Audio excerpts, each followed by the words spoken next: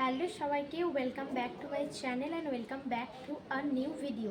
চলো তোমাদের সঙ্গে শর্টসেই শেয়ার করে দিই যে তোমরা কি বর্ধমান ইউনিভার্সিটির এন্ট্রান্সের জন্য, মানে 3 ইয়ার্স বিএ এলএলবির জন্য, সরি 3 ইয়ার্স এলএলবির জন্য, নট বিএ এলএলবি, ওটা 5 ইয়ার্সে বিএ এলএলবি টার্মটা ইউজ করা হয়। তো 3 ইয়ার্স এলএলবির জন্য তোমরা কি প্রসিডিওর বা কি সাবজেক্ট ফলো করবে। তোমাদের একটা কথা প্রথমেই জানিয়ে রাখি, ফার্স্ট হচ্ছে তোমরা কিন্তু ইংলিশটার ওপর খুব বেশি করে জোর দেবে, কারণ ইংলিশটাতেই কিন্তু 60 নাম্বার আসে, মানে অনেকটাই কিন্তু নাম্বার কভার করা থাকে ইংলিশটা থেকে। আর ইংলিশের সাথে তোমরা কিন্তু এসে রাইটিং লেখাটাও প্র্যাকটিস করবে।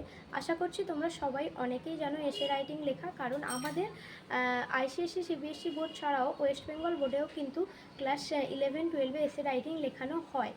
আর সেকেন্ড হচ্ছে তোমরা current affairs, GK, reasoning, math এগুলো প্র্যাকটিস করে যেতে পারো, বাট ইংলিশটা তোমরা খুব ভালো করে করবে। আর একটা কথা, তোমাদের কিন্তু ল থেকেও কিছু কিছু প্রশ্ন আসতে পারে, যেমন ধরো ইন্ডিয়ান কনস্টিটিউশন তোমরা ভালো করে দেখে যাবে, পলিটিক্যাল সায়েন্স সাবজেক্টটা তোমরা একটু ভালো করে দেখে যেও, কারণ এখান থেকে কিন্তু বেশিটা কোয়েশ্চেন কভার করা থাকবে।